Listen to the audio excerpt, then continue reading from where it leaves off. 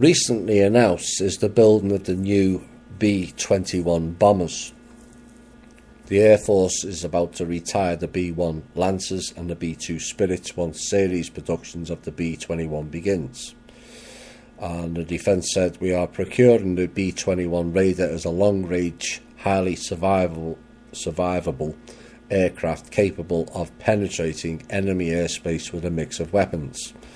And the Chief of Staff General David Goldfein said in the release, "It's a central part of penetrating joint team," and the head of the US Air Force Global Strike Command expects 100 B-21 bombers will be the minimum ordered, and envisions another 175 to 200 bombers in service by 2030.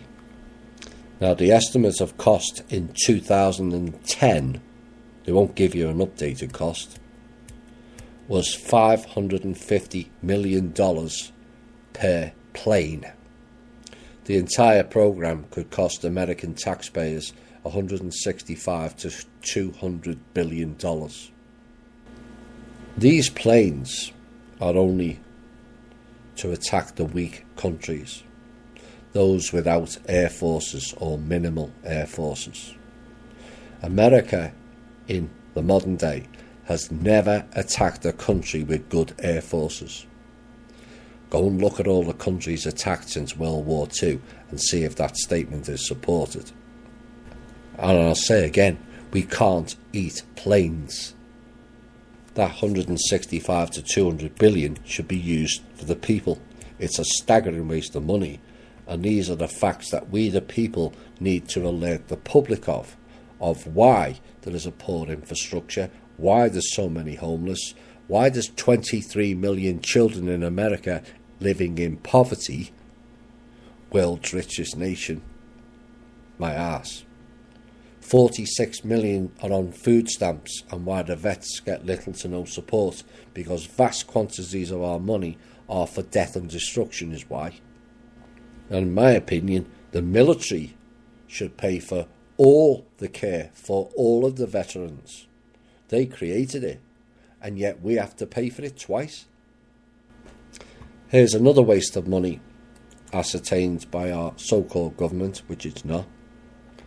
It requires, under the US Constitution, a census counting the number of residents every 10 years.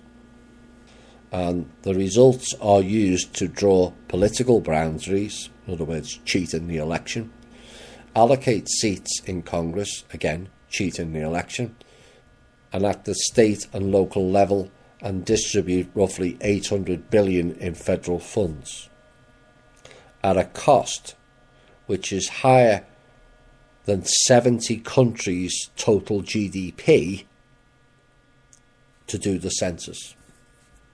It's funny they will cite the Constitution to roll out that programme and yet ignore it for the rest of it when the public apply the Constitution, isn't it?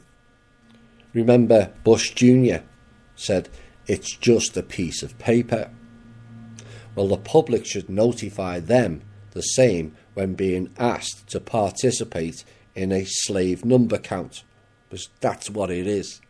13 to 20 billion that census is going to cost is another giant waste of resources when they have spy machines and drones and all kinds of other backdoors into TVs, computers, phones, etc.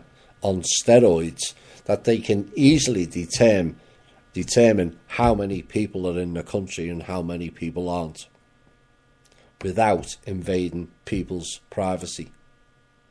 I mean, how much data do you actually need? 13 to 20 billion to run a census that is higher spending than 70 countries' total GDP. Here's another act of stupidity and a pointless waste of money.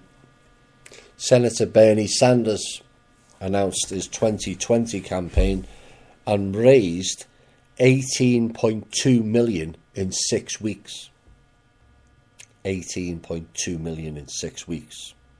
According to his campaign manager, Faiz Shakir, And that total came from nearly 900,000 donors, and the average contribution was $20.